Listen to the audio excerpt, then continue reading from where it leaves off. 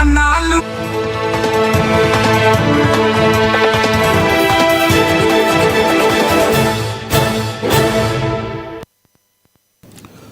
నమస్తే, welcome to ANN debate time. నేను మీ లక్ష్మీనాగ్ నరహరిశెట్టి. తెలంగాణలో ఫోన్ ట్యాపింగ్ విషయం ఎన్ని ప్రకంపనలు సృష్టించిందో మనందరికీ తెలుసు.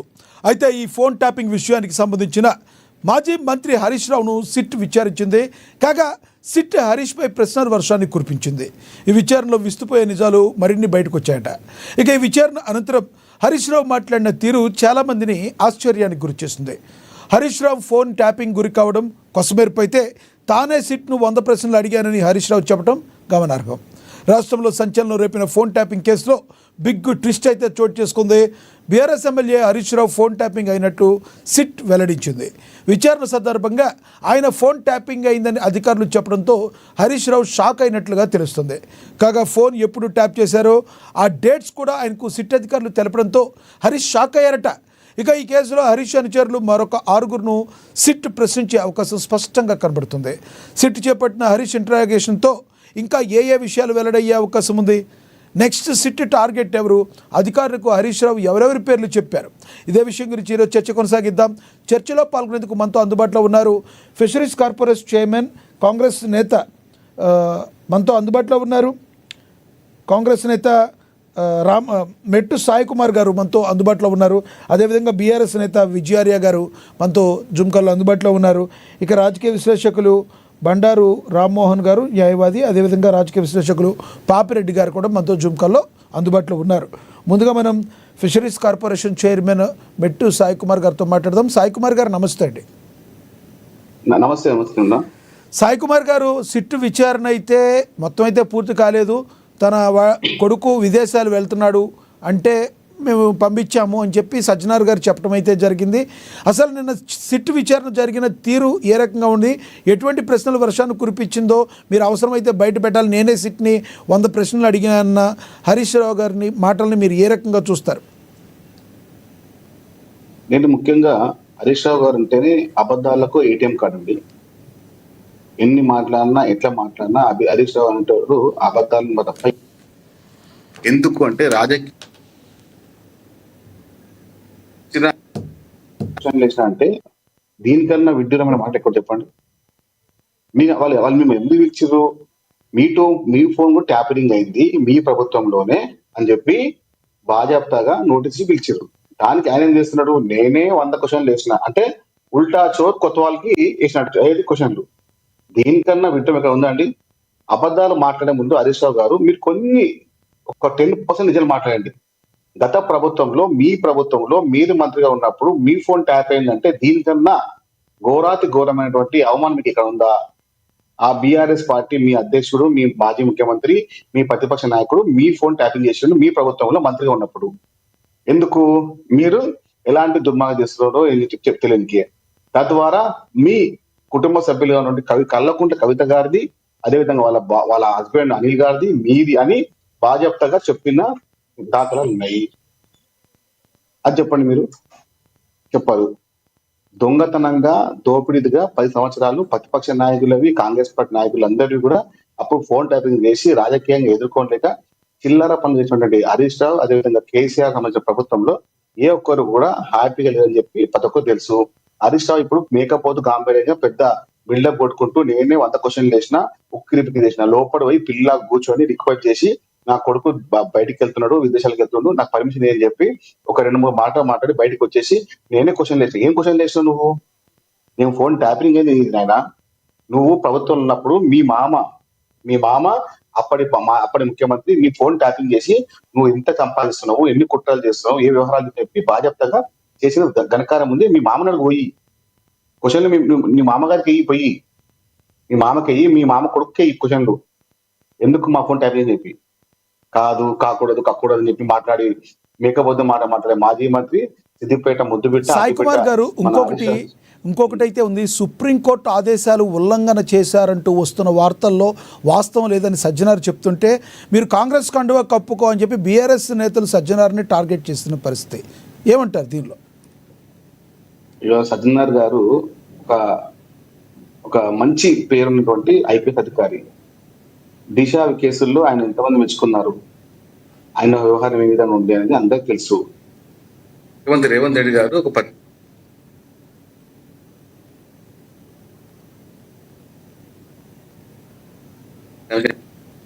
శాంతి భద్రతలు బాగుండాలి, అందుబాటులో ఉండాలని చెప్పి, అది మన అందుబాటు ఉండాలి, అదేవిధంగా ఆధీనం ఉండాలని చెప్పి.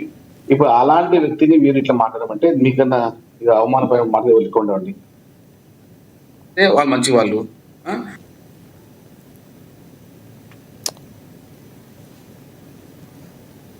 మీ వాయిస్ మ్యూట్లో పడుతుంది చూడండి.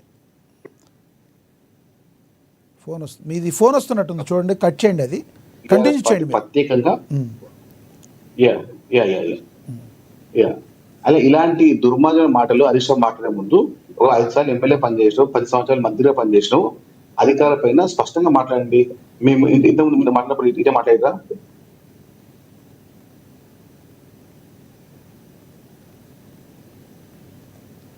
ఇలాంటి వ్యవహారం మీ మామగారిని పోయి గల్లాబట్టి అడుగు, పోయి మీ అధ్యక్షుడిని పోయి గల్లాబట్టి అడుగు, నా ఫోన్ ఎందుకు ట్యాప్ చేసిన చెప్పి అడగండి. ఇప్పుడు ఆయన ఏం చేస్తుండు, హోంమంత్రి మీద చేస్తుండు. హోంమంత్రి గారికి సంబంధం అండి, హోంమంత్రి వచ్చేటప్పుడు ఏ విధంగా అందరూ తెలుసు. హోంమంత్రి రెవెన్యూ శాఖ మంత్రి మహమూద్ అలీ గారు ఎన్ని సంతకాలు చేసి ఆయనకి తెలియదు. వీళ్ళ సంతకాలు చేసి వీళ్ళ వ్యవహారం చేసి హోంమంత్రిని డమ్ మీద కూర్చోబెట్టి కేవలం మా వ్యవహారాలు అని చెప్పి మాట్లాడే హరీష్ రావు, మరి అదేవిధంగా కల్వకుంట్ల చంద్రశేఖరరావు గారు, వీళ్ళందరూ బాధ్యతగా అందరు ఫోన్ ట్యాప్ చేశారు, కవిత గారితో పాటు హరీష్ రావుతో పాటు. కాబట్టి నువ్వు గల్లా సాయి కుమార్ గారు, హరీష్ రావు గారిది ఒక బయట అయితే ప్లే అవుతుంది, చూద్దాం ఒకసారి. బయట ప్లే అవుతుంది హరీష్ రావు గారిది. విజిట్ నోటీసు అంతా కూడా ఒక ట్రాష్. నిజంగా చెప్పాలంటే ఈరోజు ఉత్త సొల్లు, ఎటువంటి నిరాధారమైనటువంటి ఆరోపణలు, ఆధారం లేనటువంటి మాటలు, అడిగిందే అడుగుడు, సొల్లు పురాణం తప్ప ఏమీ లేదు. ఒక్క ఆధారం కూడా చూపలేదు. ఓ గంట అడుగుడు, గంట అడగంగానే పైకి వెళ్ళి ఫోన్లు వస్తాయి, బయటకు పోవుడు, గంట మాట్లాడుకొని మళ్ళీ చూడు, మళ్ళీ ఒక అర్ధగంటనో గంట అడగంగానే మళ్ళీ సైకిల్ వస్తాయి, బయటకు వెళ్ళి ఫోన్ అనగానే మళ్ళీ బయటకు పోవుడు. మరి ఆ ఫోన్లు రేవంత్ రెడ్డి చేస్తుండా, సిపి సజ్జనార్ చేస్తుండా నాకు తెలియదు, కానీ ఫోన్లు వచ్చుడు, బయటకు పోయి మాట్లాడు. బయటకు పోయి ముగ్గురు పోతారు, ఇక ముగ్గురు అధికారులు కలిసి అడుగుతూ ఉండ్రి. ముగ్గురు బయటకు పోవుడు, గంట మాట్లాడుకొని వచ్చుడు, గంట అడుగుడు, అడిగిందే అడుగుడు తప్ప అందులో ఏమీ లేదు. అంటే ఇదంతా కూడా అటెన్షన్ డైవర్షన్. ముఖ్యంగా నిన్న మేము ఈ సైట్ విజిట్ సర్టిఫికెట్ పేరిట జరిగిన కుంభకోణాన్ని బట్టబయలు చేశాం. సైట్ విజిట్ సర్టిఫికెట్లో మొదటి లబ్ధిదారుడు ముఖ్యమంత్రి బావమరిది.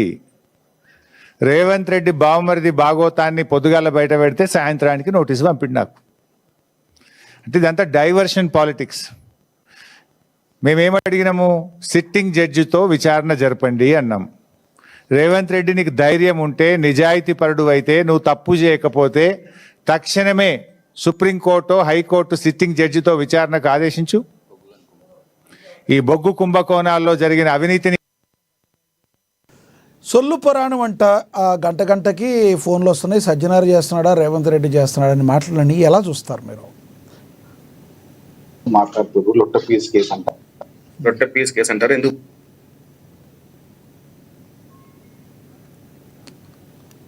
మీ వాయిస్ డిస్టర్బెన్స్ వస్తుంది సాయి కుమార్ గారు. చేసి దగ్గరపాటి పని చేసి, దొంగ పనులు చేసి, దగ్గరపాటి పనులు చేసి, ఈ లొట్ట పీస్ మాట్లాడుతున్నట్టు ఈ బావబామతులు, బిల్లా రంగాలు, ఈ దోపిడి దొంగలు, ఈ దగాకోర్లు, ఈ దోపిడీదారులు తెలంగాణ రాష్ట్రాన్ని సర్వనాశనం చేసి ఇప్పుడు మేకబంధు దాకా మాట్లాడుతున్నారు. ఈ దుర్మార్గులని తెలంగాణ పొరిమేళ్ళని తరిముట్టాలి అని తెలంగాణ నిర్ణయించుకున్నారండి.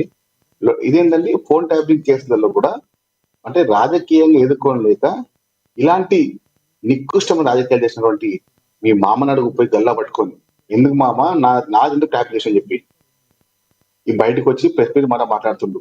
అది మన ఎవరు సజ్జనారు ఫోన్ చేసినా, ముఖ్యమంత్రి రేవంత్ రెడ్డి గారు ఫోన్ చేసిరా, దొంగ పని చేసింది మీరు. కాబట్టి దొంగలు ఎల్లుంటారు చెప్పండి, పోలీస్ స్టేషన్లో ఉంటారు దొంగలు. కాబట్టి ఇలాంటి దొంగలను తీసుకొచ్చి జైలు వేయాలి. అసలు ఎలాంటి ఇంటివా లేకుండా బాధ్యతగా తెలంగాణ ప్రజల యొక్క ఆస్తులను కోల్పోతున్నారు. వారి యొక్క అభిమానాన్ని కూడా మీరు ఏం చేశారంటే నమ్మకాన్ని మొత్తం అమ్ముకొని మొత్తం వ్యవహారం చేసింది. వీళ్ళు ఇప్పుడు దుర్మార్గంగా మాట్లాడుతూ ఉన్నారు. గతంలో బూతులు అని మాట్లాడి ఇప్పుడు నీతులు మాట్లాడుతూ ఉన్నారు. ఇలాంటి దుర్మార్గుల్ని ఎస్, చెప్తాను. మీరు చెప్పిన అభిప్రాయం అర్థమైంది సాయి కుమార్ గారు. మీరు కొంచెం అందుబాటులో ఉండండి. మనతోటి బీఆర్ఎస్ నేత విజయార్య గారు ఉన్నారు, ఆయనతో మాట్లాడదాం. విజయార్య గారు నమస్తే అండి. నమస్తే అండి లక్ష్మీనాథ్ గారు, నమస్తే. ఎస్, విజయార్య గారు, నిన్న అయితే హరీష్ రావు గారిని సిట్ అధికారులు ప్రశ్నించారు. అయితే సిట్ అధికారులు ప్రశ్నించడం కాదు, వాళ్ళు గంటకి వెళ్ళి వాళ్ళ దగ్గర నుంచి ఎవరెవరో కాల్స్ వస్తున్నాయి, నేనే సిట్ అధికారులను ప్రశ్నించారని ఈయన మాట్లాడటం.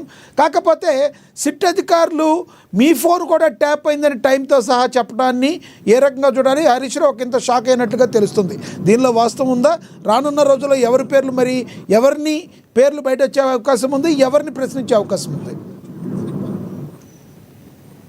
ఇప్పుడు లక్ష్మీనాథ్ గారు, మీకు సినిమా అంతా అర్థమవుతుంది, ప్రజలకు సినిమా అర్థమవుతుంది ఏం జరుగుతా ఉంది అనేది. ఈరోజు కేంద్ర రాష్ట్ర ప్రభుత్వాలు రెండు కుమ్మక్కైపోయి కేసీఆర్ గారి ఫ్యామిలీని ఏ విధంగా మరి ఏకైక లక్ష్యంతో టిఆర్ఎస్ పార్టీని ఏ విధంగా ప్రజల అభిమానానికి దూరం చేయాలని ఏకైక లక్ష్యంతో బ్లాక్ మెయిలింగ్ పాలిటిక్స్ కు పాల్పడుతూ ఈరోజు పోలీసు డిపార్ట్మెంట్ ను అడ్డం పెట్టుకొని చేస్తున్నటువంటి ఈ కుప్పిగంతులు ప్రజలు గమనిస్తూ ఉన్నారు. అట్లనే ఇప్పుడు సోదరులు దొంగలు అనబట్టే ఈరోజు కేసీఆర్ గారైన నాయకుడే లేకపోతే టిఆర్ఎస్ పార్టీ అనేది లేకపోతే తెలంగాణ వచ్చేదా? తెలంగాణ రాష్ట్రానికి రెండవ సీఎం గా మరి మన గౌరవనీయులు రేవంత్ రెడ్డి గారు ముఖ్యమంత్రి అని చెప్పుకునేవాడేనా అనేది ఒకసారి గమనించాలి. మరి రాజకీయ నాయకులు అనే వాళ్ళు అందరూ దొంగలేనా? సాయి కుమార్ గారు దొంగలు అని అంటున్నారు అంటే మరి ఇప్పుడు మీరు రాజకీయ నాయకులు కదా, రాష్ట్రాన్ని ఏళ్తా ఉన్నారు కదా, మరి మీరు దొంగలా అంటే దొంగలని ఒప్పుకుంటున్నారా? ఇదంతా డైవర్షన్ పాలిటిక్స్ లో భాగంగా జరుగుతున్న క్రతువే తప్పిస్తే వేరేది ఏమీ లేదు. ఇక రెండవ విషయం, ఈరోజు నిజంగా దొంగ అని పట్టుడు అయింది ఎవరు? ఈరోజు గౌరవ ముఖ్యమంత్రి పదవిలో ఉన్నటువంటి ఆనాటి మన ఎమ్మెల్సీ గారైనటువంటి మన రేవంత్ రెడ్డి గారే కదా. మరి దొంగ అని పట్టుడు ఈ రోజు ఏవన్గా ఉన్నటువంటి రేవంత్ రెడ్డియా, లేకపోతే కేసీఆర్ గారా, లేకపోతే హరీష్ రావా, కేటీఆర్ గారా, ఎవరో చెప్పండి. అరే మీకు కాళేశ్వరాన్ని కూల్చినందుకు దొంగలన్నాను, బీఆర్ఎస్ పార్టీ నాయకులని చెప్పారు. మెన్షన్ చేసుకోండి. ఇప్పుడు హరీష్ రావుని ఫోన్ ట్యాపింగ్ ఎవరు చేసిర్రు? కాంగ్రెస్ పార్టీ చేసిరా? సాయి కుమార్ గారు చెప్పండి. పోలీస్ డిపార్ట్మెంట్ అడ్డం పెట్టుకొని మీ హరీష్ రావు గారి ఫోన్ ట్యాపింగ్ ఎవరు చేసిర్రు? బీఆర్ఎస్ పార్టీ చేసిందా, కాంగ్రెస్ పార్టీ చేసిందా? మీరు నమ్ముకున్న మీ కళ్ళపూడి చంద్రశేఖరరావు చేసిండు. ఈ రోజు ఎపిసోడ్ వైజ్ గా అది చెప్పండి. ఎపిసోడ్ వైజ్ గా మీ ప్రభుత్వం వచ్చిన మీరు బీఆర్ఎస్ పార్టీ తెలుసుకోండి. కాలంలో విజయ్ గారు తెలుసుకొని చెప్పండి. మీరు హరీష్ రావు గారిని అడగండి, నా ఫోన్ ట్యాపింగ్ ఎవరు చేసిందని చెప్పి చెప్తారు. సాయి కుమార్ గారు సాయి కుమార్ గారు ఇద్దరు మాట్లాడితే అర్థం కాదు. ఆయన మాట్లాడినాడు. ఈరోజు వాస్తవాలు మాట్లాడితే ఈరోజు ఫోన్ ట్యాపింగ్ ఇష్యూ శాస్త్రీయబద్ధంగా ఆలోచన చేస్తే ఏంటంటే రేవంత్ రెడ్డి గారికి ఇంటెలిజెన్స్ లేకపోతే, డిపార్ట్మెంట్ లేకపోతే, కళ్ళు చెవులు లాంటి డిపార్ట్మెంట్ లేకపోతే పరిపాలన ఎట్లా జరుగుతుంది? మోదీ గారు పరిపాలన ఎట్లా చేస్తారు అన్నప్పుడు ఫోన్ ట్యాపింగ్ ప్రతిరోజు జరుగుతుంది.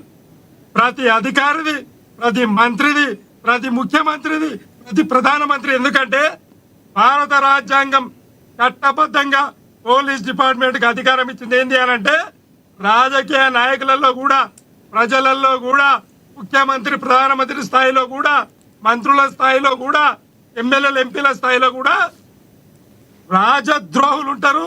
వాళ్ళని పట్టుకోవాలి. కాబట్టి ఆ విధమైన విజయార్య గారు ఇదేదో కొత్తగా చెప్తున్నారు మీరు. విజయార్య గారు ఎవరైనా కూడా ఫోన్ ట్యాపింగ్లు చేసాయి కంపల్సరీ సంబంధిత అధికారులకు ఉంటుంది. అది ఎవరైనా కూడా ఉగ్రవాదులకు సంబంధించిన కదలికలకు తెలుసుకుంటాకు ఉంటుంది. కానీ రాజకీయ నాయకులు ఫోన్ ట్యాపింగ్లు చేయొచ్చని రాజ్యాంగంలో ఎక్కడైనా ఉందా? అది అనుకుని మీరు చేశారా మీ ప్రభుత్వం? Exactly you are perfect. నేను అదే చెప్పబోతున్నా. ఒకవేళ ఫోన్ ట్యాపింగ్ హరీష్ రావు చేసిండని అంటే, ఒకవేళ కేటీఆర్ చేసిండంటే, ఒకవేళ కేసీఆర్ గారే చేసిరంటే మరి మీరు చేస్తున్నట్ట అంటే ముఖ్యమంత్రి ఫోన్ ట్యాపింగ్ చేయడానికి ఉన్నాడా? ఇది కొంచెం వినండి విజయ్ గారు, తెలుసుకోండి. ప్రత్యేక అధికారులు, రాజ్యాంగబద్ధంగా ప్రత్యేక అధికారులు, దానికి ఒక డిపార్ట్మెంట్ ఉంది. ఆ పని అధికారులు మాత్రమే చేస్తారు. సీఎం చెయ్యడు, మంత్రులు చెయ్యరు, ఎమ్మెల్యేలు చెయ్యరు, ఎంపీలు చెయ్యరు. అలాంటి సందర్భంలో నిరాధారమైనటువంటి విషయాన్ని తీసుకొచ్చి ఈరోజు ఉత్తగా కంప్లైంట్ ఇచ్చి వెరిఫికేషన్ చేస్తారు అని అంటే ప్రజలు గమనిస్తూ ఉన్నారు. ప్రజలకు రాజ్యాంగం తెలుసు. మరి అన్ని రాజకీయ పార్టీల ఎమ్మెల్యేలకు, ఎంపీలకు, మంత్రులకు అందరికీ తెలుసు. మీకు కూడా మీ ప్రభుత్వ హయాంలో విజయార్య గారు, మీ ప్రభుత్వ హయాంలో హరీష్ రావు గారి ఫోన్ కూడా ట్యాప్ అయిందని అధికారులు చెప్తే ఆయన షాక్ అయిపోయిన పరిస్థితి అని చెప్తున్నారు. ఏమంటారు? అదే అడుగుతున్నామండి, చెప్పండి. సార్ నేను ఒక మాట ఏం చెప్తా ఉన్నా అంటే, నేను ఇంతకు ముందు అన్నా ఏ ప్రభుత్వం అన్నా ఉండని ప్రతి ఎమ్మెల్యే, ఎంపీ కాదు సార్, వాళ్ళ పర్సనల్ ఇళ్లలో వాళ్ళ వ్యక్తిగత సమాచారం వినే హక్కు ఎవరికి ఉంటుంది? విజయార్య గారు, లక్ష్మీనాథ్ గారు, ఇంటెలిజెన్స్ డిపార్ట్మెంట్ ఉన్నది. అందుకండి ఎవడు దొంగనో పట్టుకొని కనుక కదా ఉన్నది. కాదని విశ్లేషకులు రామ్మోహన్ గారు చెప్పండి. లేదు కాదని రాజ్యాంగబద్ధంగా ఎవరైనా అధికారులు చెప్పమండి. వాళ్ళ హక్కు అండి, రాజ్యాంగం హక్కు. ఇంటెలిజెన్స్ అనేది ఉన్నది. అందుకు ఎవడు దొంగను పట్టుకోవాలి, రాజద్రోహి ఎవడనేది పట్టుకోవాలి. మరి దాంట్లో ముఖ్యమంత్రి గారికి ఏం సంబంధం అండి? కరెక్ట్ పాయింట్ వచ్చారు విజయ్ గారు. కేసీఆర్ గారికి రాజద్రోహి అంటే హరీష్ రావు రాజద్రోహి కాబట్టి హరీష్ రావు ఫోన్ ట్యాప్ చేసిర్రు అవ్వండి అని మర్చిపోతున్నారు. ఏమండి, ఎందుకు ట్యాప్ చేసిరంటే ఒక మంత్రిగా, బీఆర్ఎస్ పార్టీలో మంత్రిగా నంబర్ 2 ఉన్న వ్యక్తిని ట్యాప్ చేసారు.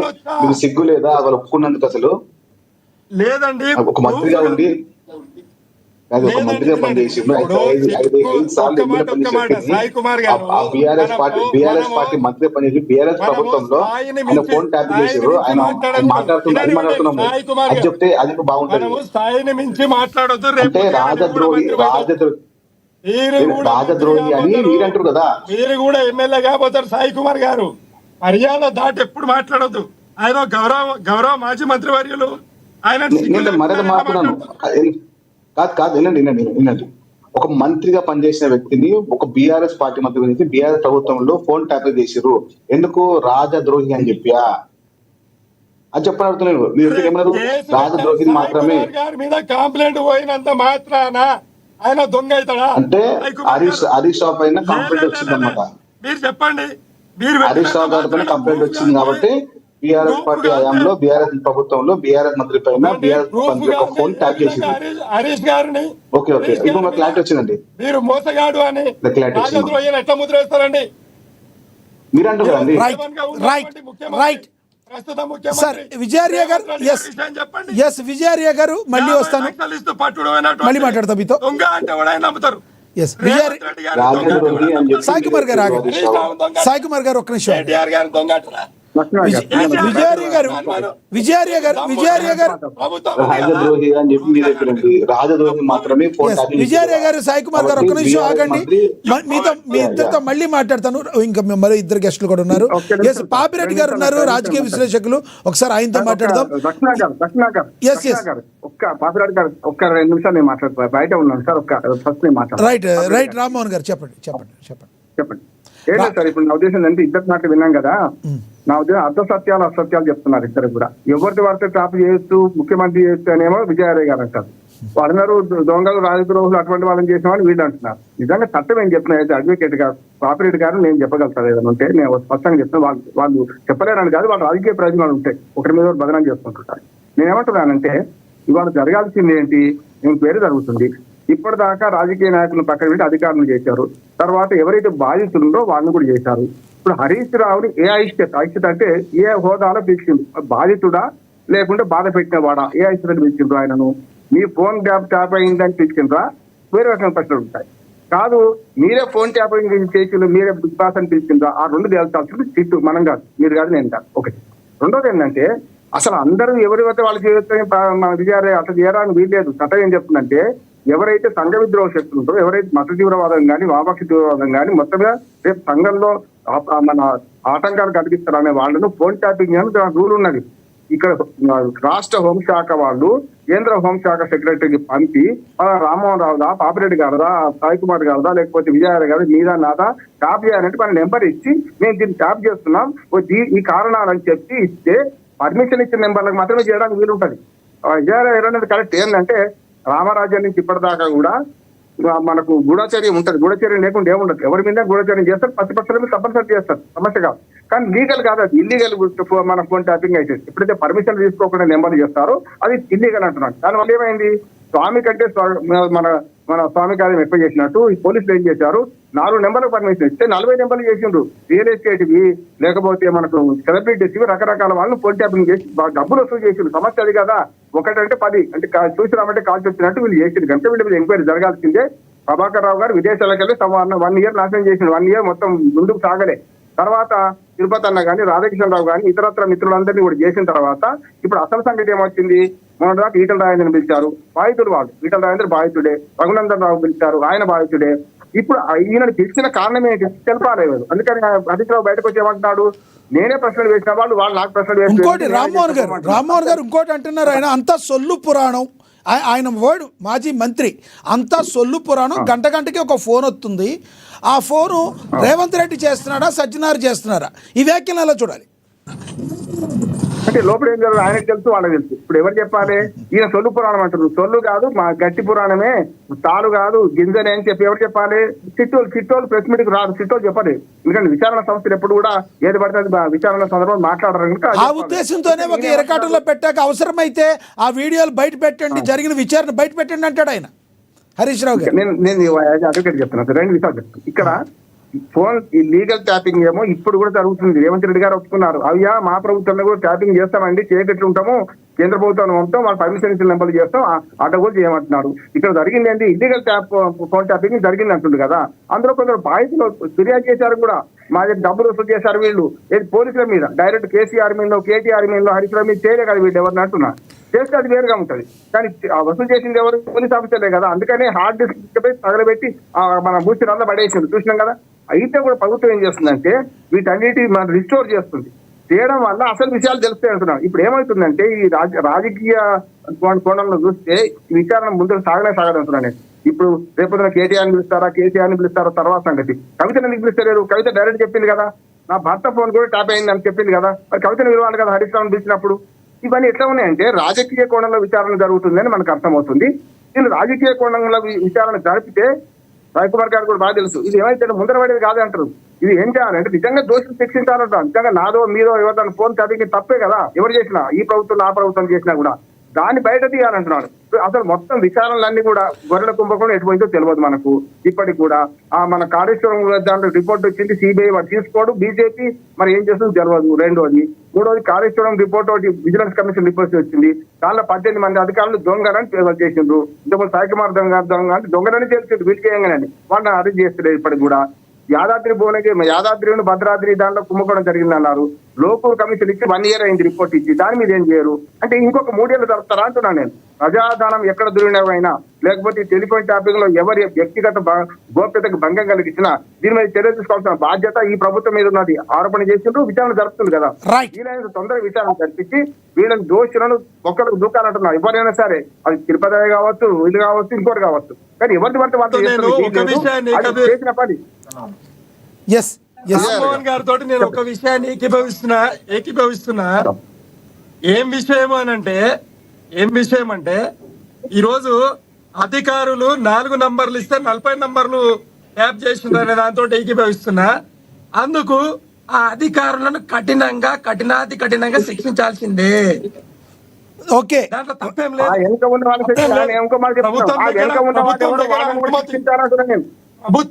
ప్రభుత్వం దగ్గర అనుమతి 4 తీసుకొని 40 చేస్తే ఖచ్చితంగా ఆ అధికారి 100% చేరుకోవాల్సింది. ఎందుకంటే ముఖ్యమంత్రి మాట వింటావా, నువ్వు మంత్రుల మాట వింటావా?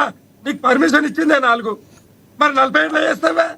అంటే నీకు రాజ్యాంగబద్ధంగా నీకు హక్కు ఎంత ఉంటే అంతే చేయాలి. అయితే రామ్మోహన్ గారు ఏమంటున్నారంటే సూత్రధారులు ఎవరు అనేది, మేమేమంటున్నామంటే సూత్రధారులు ఎవరు అనేది ఆ అధికారులు చెప్పాలి. రైట్ ఆ అధికారులు చెప్పాలి.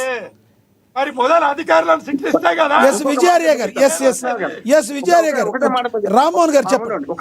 వాళ్ళని ఇంట్రాగేషన్ చేయండి. ఏమైందంటే ఒక మాట చెప్తున్నాను సార్, ఇప్పుడు సూత్రధారులు ఎవరు పాత్రధారులు ఎవరు అని రఘునందరావు చెప్తున్నాడు, ఈట రాయని చెప్పిండు, అట్లాగే అధికారులు కూడా చెప్తున్నారు కదా. అధికారులు ఎవరో పేరు చెప్పిండు అంటున్నారు, ఆ బిగ్ బాస్ ఎవరో చెప్పినాడు, అది బయట పెట్టాలి వీళ్ళు. ఇంకోటి ఏంటంటే ఇది కోర్టు కాదు సార్, సిట్ అనేది కేవలం విచారణ సంస్థ మాత్రమే, ఇది కోర్టు కాదు, పోలీస్ స్టేషన్ స్పెషల్ పెట్టినట్టు లెక్క. దీన్ని ఏం చేయాలి, వీళ్ళు ఏం చేసి సాక్ష్యాధారాలు సేకరించి ఈ తప్పు వెనక ఎవరున్నారు, అధికారులే ఉన్నారా, కేసీఆర్ ఉన్నాడా, కేటీఆర్ ఉన్నాడా, హరీష్ రావు ఉన్నా, ఇంకా మల్లయ్య ఉన్నాడా, ఎల్లయ్య ఉన్నాడా, వాళ్ళని పట్టుకొని వాళ్ళని కోర్టులో ఎఫ్ఐఆర్ దాఖలు చేయాలి. ఉదాహరణ చూడండి, మీరు ఈ కార్ రేసులో పర్మిషన్ కోసం కేటీఆర్ గురించి పర్మిషన్ కోసం గవర్నర్కి ఇచ్చిండ్రు, అట్లా ఏమైనా జరిగింది? జరగలే కదా. వీళ్ళు ఏం చేస్తున్నారంటే సొల్లు కేసు అని అనడానికి కారణం ఏంటంటే 2.5 అయిపోయింది ఇప్పటికి మీరు విచారణ మొదలుపెట్టి, ఏమి తెలుసలేదు కదా అంటున్నాం. అందుకని 4 పర్మిషన్ తీసుకుని 40 చేసుడు అని పెద్ద తప్పండి. చూసినామంటే కాల్చి వచ్చి పని చేసింది, కానీ దాని వెనక మరి ఎవరైనా ఆదేశాలు ఇస్తే కూడా వాళ్ళు జైలు పోరని కూడా చెప్తున్నాను నేను. కేసీఆర్ కేటీఆర్ వీళ్ళు ఎవరు ఇచ్చినా పోరు. ఎందుకు పోరంటే రాజ్యాంగం చెప్పిన దానికి ఆధారం ఉంటది, మన కేసీఆర్ చెప్తే చేసిన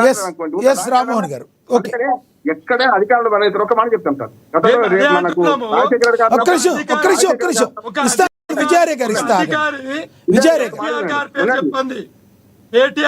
చెప్పండి, హరీష్ రావు గారి పేరు చెప్పండి, సాయి కుమార్ గారు లాంటి కాంగ్రెస్ నాయకులు వాళ్ళని దొంగ అంటే మేము ఎట్లా పక్కన పెడతారు. వివాదం వద్దు కానీ వివాదం వద్దు కానీ నేను ఒక్క మాట చెప్తాను సార్. గతంలో రాజశేఖర్ గారు,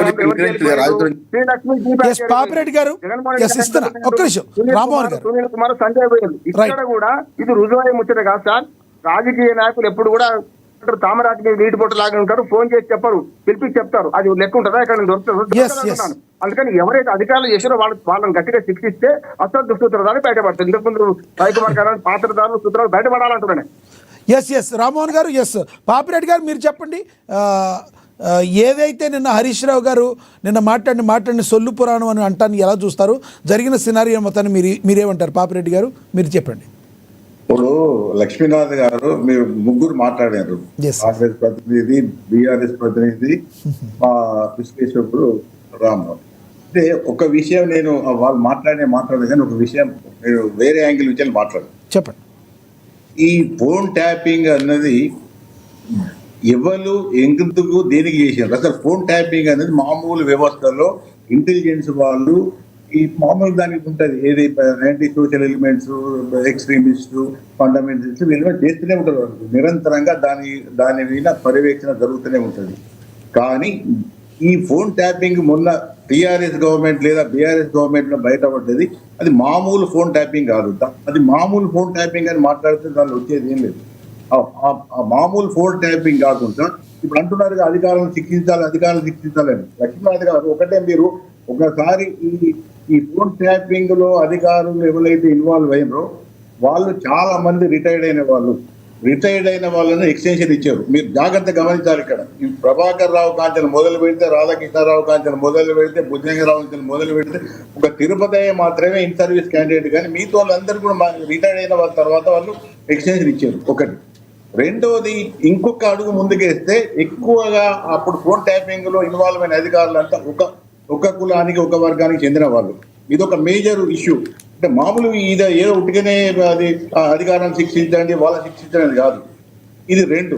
మూడో విషయం ఏంటంటే అది కేవలం రాజకీయ ఎలక్షన్స్ ముందు ఒక సెపరేట్ ఈ ఫోన్ ట్యాపింగ్ కోసం ఒక ప్రభుత్వమే ఒక ఆర్డర్ తీసి ఒక వ్యవస్థను దాని పేరేదో ఉన్నది నాకు గుర్తొస్తలేదు కానీ దాన్ని పెట్టేసి దాని ద్వారా ప్రభాకర్ రావును చేసేసి ఇది ఈ ప్రభాకర్ రావు కథ ఏంది, ప్రభాకర్ రావును ఏది మామూలు ప్రమోటిని ఇంటెలిజెన్స్ చీఫ్ చేస్తే అప్పుడు రేవంత్ రెడ్డి పిసిసి ప్రెసిడెంట్ గొడవ చేస్తే ఆయన తీసేసి రిటైర్డ్ అయిన పెట్టడానికి వీల్లేదంటే అది తీసేసి ఈ సంస్థకు పెట్టారు. ఈ సంస్థకు పెట్టి ఇది ఒక సంస్థ గవర్నమెంట్ తయారు చేసింది, ఉట్టిగా రాదు. ఈ నార్మల్ గా ఫోన్ ట్యాపింగ్ అనేది పోలీసులు చేయలేదు, పోలీసులకు సంబంధం లేదు. ఇది కేవలం ప్రభుత్వము అధికారం అంటే ముఖ్యంగా ముఖ్యమంత్రి లెవెల్లో జరుగుతుంది, కింది లెవెల్లో జరిగేది. మీరు ఒప్పుకున్నా బీఆర్ఎస్ వాళ్ళు ఏం జరిగినా కూడా మనకు అంతా వాళ్ళు ఇంకో 10 మందిని పిలిచినా వాళ్ళు అదే మాట్లాడతారు. కానీ ఒకటేంటంటే ఇది ప్రత్యక్షంగా ప్రభుత్వమే దీనిలో ఇన్వాల్వ్ అయింది, ముఖ్యమంత్రి స్థాయి నుంచిలే దీనిలో ఉన్నారు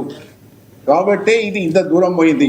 రెండోది దానిలో సరే కింది వాళ్ళు చేసినారు, డబ్బులు సంపాదించారు, రకరకాలు చేసినారు, అది కానీ ఈ దీనికి ఈ విధంగా చేయడానికి రాజకీయ కోణమే ఎక్కువ కారణం. రాజకీయాలలో గెలవడం కోసం ఎలక్షన్ లో ప్రత్యర్థులను ముఖ్యంగా కాంగ్రెస్, బీజేపీ, ప్రజా నాయకులను ఈ విధంగా మనం వాళ్ళ ఇన్ఫర్మేషన్ తీసుకోవాలి.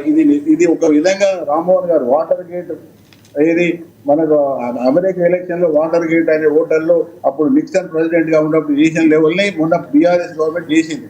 అందరు రాజకీయ ప్రతినిధుల మీద కూడా అందరి మీద ఓట్ ట్యాపింగ్ పెట్టడం జరిగింది. దానిలో ఇంటర్నల్ గా బీఆర్ఎస్ వాళ్ళ మీద కూడా పెద్ద ఎత్తున పెట్టారు. ఇప్పుడు హరీష్ రావు పేరు కూడా నేను వచ్చి పెట్టి ఉండదు. ఎందుకంటే హరీష్ రావు ఎటు దొరుకుతారు ఎటు పోతారో తెలియని పరిస్థితుల్లో కేసీఆర్ పెట్టుండదు. కానీ ఒకటేంటంటే దీని పక్కా రాజకీయంగా గెలవడం కోసము, అధికారం మళ్ళీ నిలబెట్టుకోవడం కోసము దానిలో వాళ్ళు చెప్పారు, అధికారులు చెప్పారు, మేము ప్రత్యర్థుల డబ్బులు పోకుండా ఆపగలిగినాం, వాళ్ళ ఇన్ఫర్మేషన్ తీసుకోగలిగినాం, వాళ్ళ డబ్బులు సీజ్ చేసేయగలిగినాం, బీఆర్ఎస్ డబ్బులను యథేచ్ఛగా మా వ్యాన్లో పెట్టి మేము పంపగలిగినాం. ఇవన్నీ కూడా పెద్ద దుర్వినియోగం, అధికార దుర్వినియోగం. మామూలుగా ఏదో చిన్న చిన్న విషయాలలో మాట్లాడదాం మనకు అర్థం కాదు. ఇది పక్కా ప్రభుత్వ రాజకీయ దుర్వినియోగం. దానిలో కాంగ్రెస్ ప్రభుత్వాలు కానీ అంతకుముందు ప్రభుత్వం ఎంపీ చేసినట్టు ఇది అన్ని స్థాయిలో దాటి దుర్వినియోగం. అంతకుముందు ప్రభుత్వాలు అన్ని చేసినాయి, ఇప్పుడు కూడా చేస్తున్నాయి. చేయడం లేదని కాదు, రాజకీయ పరిస్థితులను ఇబ్బంది పెట్టడం, వాళ్ళ యొక్క లొసుకులను తీయడం, బ్లాక్ మెయిల్ చేయడం ఇవన్నీ జరుగుతుంది. కానీ ఇవన్నీ దాటి ఒక ప్రభుత్వం మళ్ళీ రెండోసారి మూడోసారి ఎలక్షన్లో గెలవడం కోసం చేసిన ప్రయత్నం కాబట్టి ఇది ఇంత సీరియస్ కాబట్టి మామూలుగా మనం మాట్లాడుకుంటే అర్థం కాదు. కాబట్టి దీన్ని నిజంగా ఇంకోటి ఏంటంటే బాధాకరమైన విషయం ఏంటంటే నిన్నటి దాకా ఈ బీఆర్ఎస్ ప్రభుత్వంలో అధికారులు పనిచేసారు. ఇవాళ కాంగ్రెస్ ప్రభుత్వంలో ఉరుకు అంటే ఉరికినట్టుగానే మొన్నటి దాకా 2023 వారికి కూడా ఇదే సజ్జనార్ ఉరికిండు, ఇదే ఇప్పుడు సీటాధికారులు ఆ పేర్లలో వాళ్ళు కూడా ఉరికారు. కాబట్టి వాళ్ళు ఏదో హరీష్ రావుని అడుగుతారని నాకు నమ్మకం లేదు. ఎందుకంటే మొన్నటి దాకా వాళ్ళు పనిచేసారు.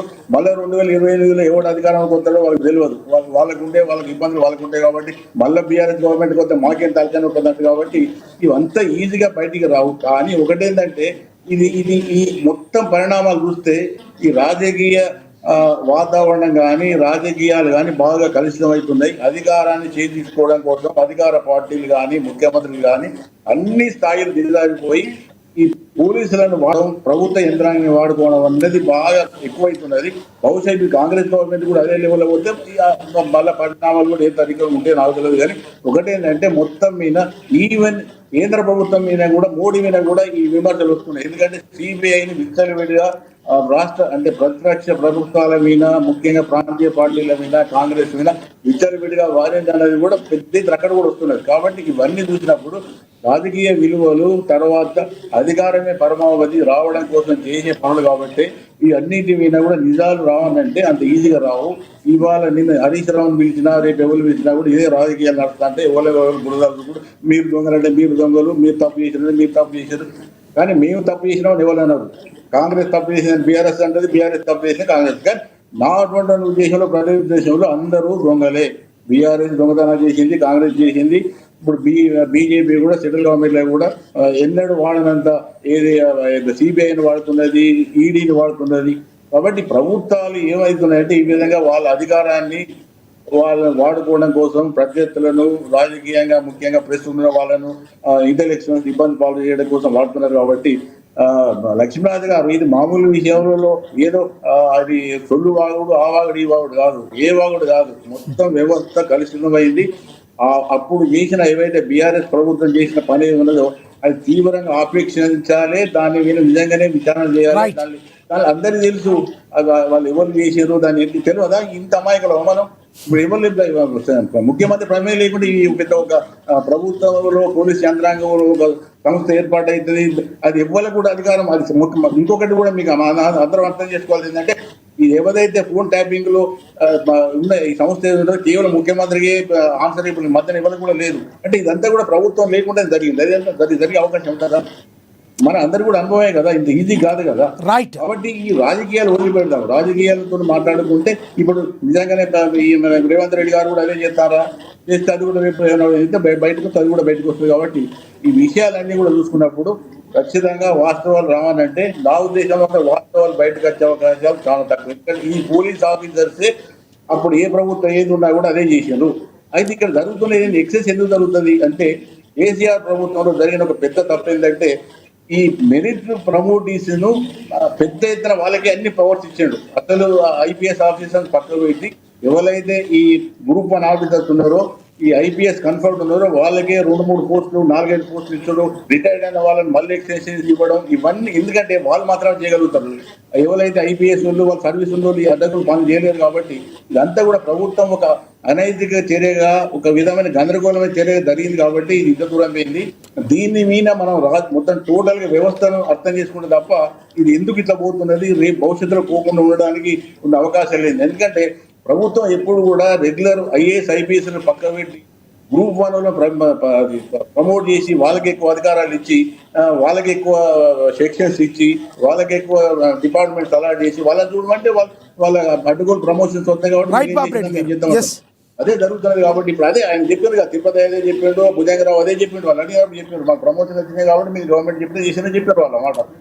Right sir, right. మరి కాసేపట్లో వస్తాం సార్, మీరు కంక్లూడ్ చేద్దరు కానీ. ఎస్, సాయి కుమార్ గారు కంక్లూడ్ చేయండి. టోటల్గా ఈ సినారియోని మీరు ఎలా చూస్తారు, కంక్లూడ్ చేయండి. మెట్టు సాయి కుమార్ గారు. నేనేమంటుంటండి, హరీష్ రావు అనే వ్యక్తి 6 అడుగుల అబద్ధాల పుట్ట. ఆయన 100 రోజులు 100 క్వశ్చన్ చేసిన మాట్లాడాను. నేను 10 బీఆర్ఎస్ పార్టీ ప్రభుత్వంలో ఉండి ఒక మంత్రిగా పనిచేసిన వ్యక్తిని ఫోన్ ట్యాపింగ్ ఎందుకు చేసిందని చెప్పి ఈయన రాజదుర్గ అని చెప్పి చేసిండ వాళ్ళ మామగారు చెప్పండి.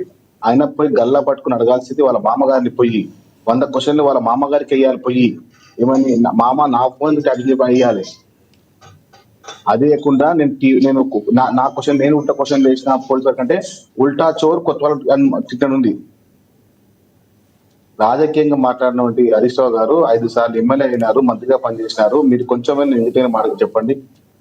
పుట్టి మంది మార్బల్ వేసుకొని అదేదో స్వాతంత్ర ఉద్యమాలు పాల్గొన్నట్టు మరొకసారి విచారిస్తారని కూడా అంటున్నారు. మరి విచారణ చేసే అవకాశం ఉందా? అప్పుడు మరిన్ని క్వశ్చన్లు 100 సార్లు విచారించాలి. ఎన్నిసార్లు విచారించాల్సిందే. అంతే. రైట్ సాయి కుమార్ గారు, రైట్. మీ అభిప్రాయాన్ని తెలియజేసినందుకు. ఎస్, విజయార్య గారు కంక్లూడ్ చేయండి.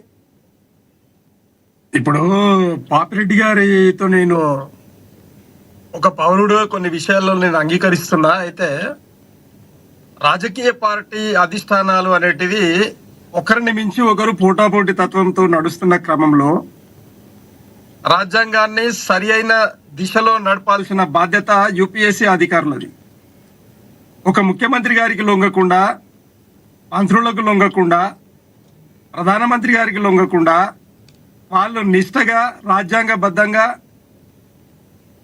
ఏదైతే మనకు ఆటోనమస్ అధికారాలు ఇచ్చిండ్రో ఆ అధికారాలన్నింటినీ కూడా తూచా తప్పకుండా ప్రజలను దృష్టిలో పెట్టుకొని, న్యాయాన్ని ధర్మాన్ని దృష్టిలో పెట్టుకొని ఒకవేళ నిజంగా వాళ్ళు ప్రవర్తిస్తే ఇలాంటి ముచ్చట్లు కానే కావు. కానీ ఈరోజు అధికారంలో ఉన్న పార్టీ మేము తప్పులు చేశామని చెప్పి ఆరోపించింది. ఈరోజు విచారణ జరుగుతూ ఉన్నది. ఆ విచారణను మేము ఎదుర్కొంటూ ఉన్నాం, మా నాయకులు ఎదుర్కొంటూ ఉన్నారు. దాంట్లో వాస్తవాలు తేలక మునిపే మమ్మల్ని దొంగలనడం తప్పు అనేది నేను ఖండిస్తా ఉన్నాను. ఒకవేళ నిజంగానే వాస్తవాలు చట్టబద్ధంగా నిరూపితమైతే ఖచ్చితంగా ఊచలు మేము లెక్క పెడతామని చెప్పి కూడా మా కేసీఆర్ గారు, కేటీఆర్ గారు, హరీష్ రావు గారు ఎన్నడో చెప్పడం జరిగింది. ఆరోపణలు చేయడం కాదు, దాన్ని మీరు నిరూపించండి అని చెప్పి ఛాలెంజ్ చేయడం జరిగింది. అందులో భాగంగానే కమిషన్లు కూడా మీకు దమ్ముంటే ఉత్తముచ్చట్లు కాదు భయ్, రాజ్యాంగబద్ధంగా కమిషన్ లేచి నిగ్గు తేల్చండి మేము తప్పు చేసినట్టు అని చెప్పి కూడా మరి ఛాలెంజ్ చేయడం జరిగింది. ఈ విషయాన్ని ప్రజలకు తెలుసు, అన్ని రాజకీయ పార్టీలకు తెలుసు, విశ్లేషకులకు తెలుసు, పాపిరెడ్డి గారికి కూడా తెలుసు.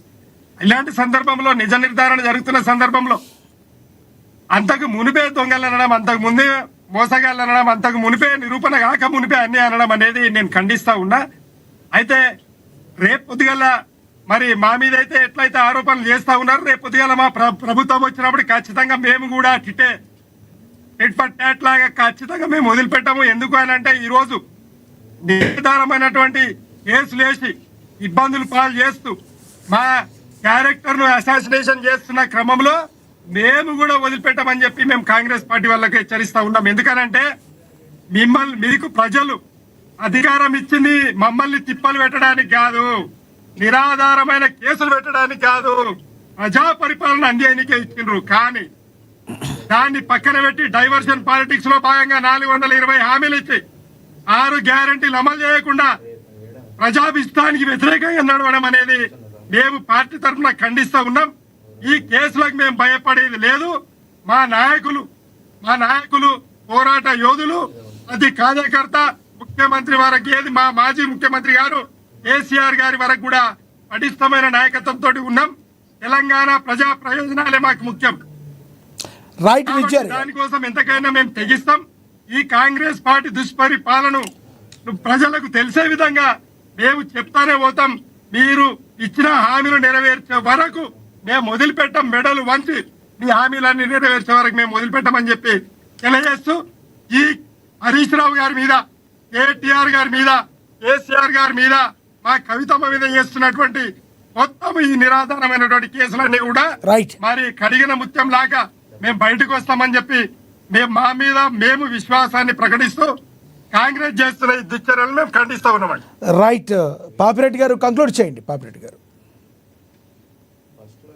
ఒక విషయం ఏంటంటే ఇప్పుడు వాళ్ళ రాజకీయ పార్టీలు వాళ్ళ స్టాండ్ వాళ్ళు ఎట్లా వాళ్ళు సమర్థించుకోవాలి. అది వాళ్ళకున్న అది నేను అర్థం చేసుకోగలుగుతాను. అటు కాంగ్రెస్ మాట్లాడినా, ఇటు బీఆర్ఎస్ మాట్లాడినా, ఇప్పుడు బీజేపీ వచ్చి బీజేపీ కూర్చున్నప్పుడు అది. ఇక్కడ విషయం ఏంటంటే ఇప్పుడు ఇది మీరు చెప్పారు కదా, బ్యూరోక్రసీ అంటే ఐఏఎస్ ఐపీఎస్లు రాజకీయ ఒత్తిళ్లకు లోగకుండా ఉండాలి. కానీ ఇక్కడ జరుగుతున్నది ఏంటంటే ఈ ప్రభుత్వాలు, అది ఏ ప్రభుత్వం, నేను ఇక్కడ బీఆర్ఎస్ ప్రభుత్వము లేకపోతే బీజేపీ ప్రభుత్వం, కాంగ్రెస్ అని కాదు, ఏ ప్రభుత్వం ప్రభుత్వంలో ఉన్న ఏవి ముఖ్యమంత్రి కానీ లేకపోతే మంత్రులు కానీ ఎమ్మెల్యేలు కానీ ఈ ప్రభుత్వ యంత్రాంగాన్ని ఇప్పుడు అంటే గత 10-15 ఏళ్ల నుంచి వెళ్ళి ఇష్టారాజ్యంగా వాడుకున్నంత అంతకుముందు లేకుండా, అంతకుముందు ఉన్న రాజకీయ పార్టీలు కానీ ప్రభుత్వాలు కానీ ఇంత మేరకు ఈ ప్రభుత్వ అధికారంలో కానీ ప్రభుత్వ వ్యవహారాలలో కానీ ముఖ్యంగా పరిపాలన వ్యవహారాలలో కానీ ఇష్టమైన జోక్యం చేసుకోలేదు. కానీ ఇప్పుడు ఏమైతున్నది, ఇప్పుడు చెప్తా ఉదాహరణకు విజయనారాయణ గారు ఇప్పుడు ఇవాళ ఉన్న పరిస్థితి అది బీఆర్ఎస్ గవర్నమెంట్లోనే అప్పుడే స్టార్ట్ అయింది. ఏంది ఎమ్మెల్యే చెప్తేనే అక్కడ సిఐ పోస్టింగ్, డిఎస్పీకి పోస్టింగ్, రోజువారీగా ఎమ్మెల్యేకు యాక్షన్ టేకెన్ రిపోర్ట్ ఇవాళ సాయంత్రం వరకు ఎస్పీ డిఎస్పీ కానీ సిఐ కానీ ఎస్పీకి కానీ లేకపోతే పయాంతర కాదు. అదే ఇప్పుడు కాంగ్రెస్ కూడా నడుస్తున్నది. ఇవాళ ఒక సిఐకి కానీ ఒక డిఎస్పీ కానీ ఏసీపీ కానీ పోస్టింగ్ కావాలంటే వాళ్ళకి గిరా రాజకీయ నాయకులు చుట్టూ తిరగాలి, వాళ్ళు చెప్పిన డిమాండ్స్ అని ఒప్పుకోవాలి, వాళ్ళకి ఏస్మెన్ లేక పనిచేయాలి. ఇది వాస్తవాలు. దాన్ని మీరు ఒప్పుకోకపోయినా పచ్చి వాస్తవాలు జరుగుతున్నది. ఇది ఇవాళ కాంగ్రెస్ గవర్నమెంట్ లో కూడా భిన్నంగా లేదు. నేను చెప్పేది ఏంటంటే 1-2 కాదు, ఇవాళ జరుగుతున్నది అంటే బ్యూరోక్రసీని, అంటే ప్రభుత్వ యంత్రాంగాన్ని స్వేచ్ఛగా పనిచేయనిచ్చే వాతావరణం కానీ, ఆ సంస్కృతి కానీ, లేకపోతే ఆ పెద్దరికం కానీ ఇవాళ ఉన్న రాజకీయ నాయకులకు లేదు. ముఖ్యంగా ఎమ్మెల్యేలకు లేదు, మంత్రులకు లేదు, ముఖ్యమంత్రికి లేదు. ఇక్కడ నుంచి లేకపోతే అక్కడ సెంటర్ వరకు కూడా ఇదే ఉన్నది. ప్రభుత్వ యంత్రాంగాన్ని ఎంత ఎఫెక్టివ్ గా వాడుకొని ప్రత్యర్థులను దెబ్బతీయాలి, ప్రత్యర్థులను లొంగదీసుకోవాలి, ప్రత్యర్థుల యొక్క ప్రయోజనాలు దెబ్బతీయాలి అనేది ప్రతి ప్రభుత్వం కూడా చేస్తున్నది. కాబట్టి ఇవన్నీ ఈ లెవెల్ జరుగుతున్నాయి కాబట్టి ఎందుకు మీరు మీ ప్రభుత్వంలో చెప్తాను, చాలా ఎగ్జాంపుల్ చెప్తా. ఇదైతే ప్రభుత్వం అదే ప్రభాకర్ రావు నేతృత్వంలో వేసిన ఈ బృందం ఏదో వాళ్ళందరూ రిటైర్డ్ అయిన వాళ్ళను మళ్ళీ పిలిచి అధికారం ఇచ్చి ముఖ్యమంత్రిగా బాధ్యత చేశారు. అంటే ఇది రాజకీయ అధికారాలే, రాజకీయంగా చేసే పనులు ఇవన్నీ. కాబట్టి ఇప్పుడు ఒకవేళ నిజంగానే ఏ ప్రభుత్వం అయినా, కేసీఆర్ ప్రభుత్వం కానీ, ఇప్పుడు రేవంత్ రెడ్డి ప్రభుత్వం కానీ, ఇంకో ప్రభుత్వం కానీ తప్పులు చేయకుండా ఉండాలంటే ఈ రాజకీయ విజయార్య గారు ఏదో అడుగుతున్నారు మిమ్మల్ని. ఇప్పుడు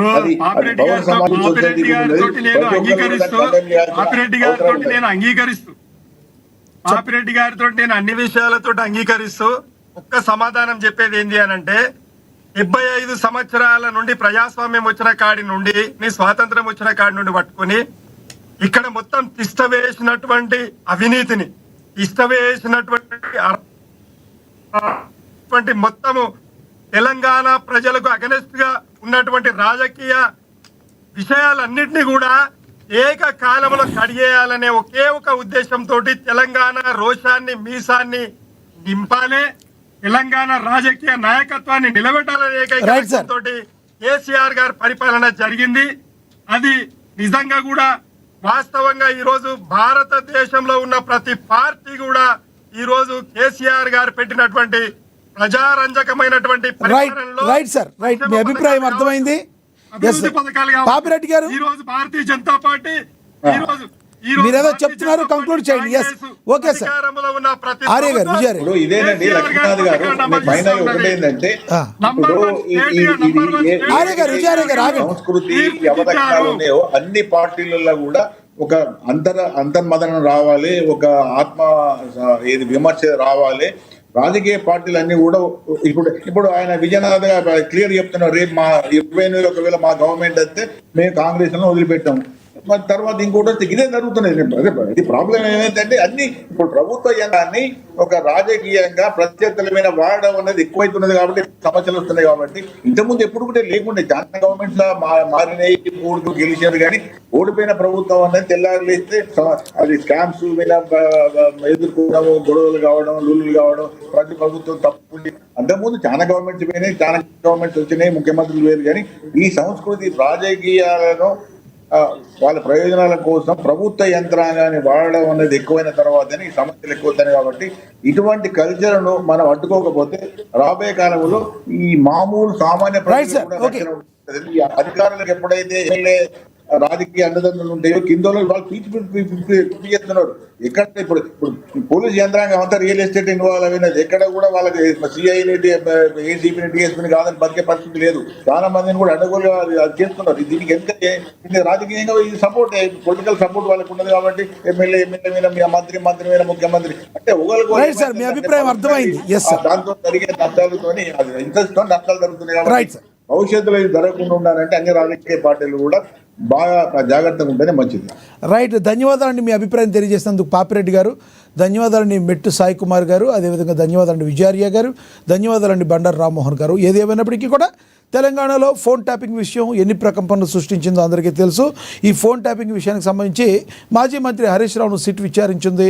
కాగా హరీష్ రావుపై ప్రశ్న వర్షాన్ని అయితే కురిపించింది. ఈ విచారణలో విస్తుపోయే నిజాలైతే మరికొన్ని బయటకు వచ్చాయి. విచారణ అనంతరం హరీష్ రావు మాట్లాడిన తీరు చాలామందికి అయితే ఆశ్చర్యానికి గురి చేసింది. హరీష్ రావు ఫోన్ ట్యాప్కి గురి కావటం, కొసమెరుపు అయితే దాని సిట్ను 100 ప్రశ్నలు అడిగానని హరీష్ రావు చెప్పడం గమనార్హం. రాష్ట్రంలోని సంచలనం రేపిన ఫోన్ ట్యాపింగ్ కేసులో బిగ్ ట్విస్ట్ అయితే చోటు చేసుకుంది. BRS MLA Harish Rao phone tap అయినట్టుగా సిట్ అయితే వెల్లడించింది. అయితే తన కొడుకు ఫారెన్ వెళ్తున్న దృష్ట్యా నన్ను కొంచెం ముందుగా వదలాలని చెప్పి ఆయన చెప్పడంతో ఆయన ముందుగా వదిలాం. కానీ ఈ మరికొన్ని కేవలం 7 గంటలు మాత్రమే ఆయన్ని విచారించారు. మరొకసారి మరొకసారి ఆయన్ని విచారించే అవకాశం ఉందని స్పష్టంగా సజ్జనార్ గారు కూడా చెప్పడం అయితే మనకైతే తెలిసింది. ఇది మరి ఈరోజు యొక్క డిబేట్. ఏదేమైనప్పటికీ కూడా ఈ ఫోన్ ట్యాపింగ్ కేసులో మరిన్ని విషయాలు మరి వెలుగులోకి వచ్చే అవకాశం అయితే స్పష్టంగా కనబడుతుంది. మరి చూద్దాం రానున్న రోజుల్లో ఏం జరగబోతుందో అనేది. ఇది ఇప్పుడు ఈ డిబేట్ చూస్తూనే ఉండి. నమస్తే.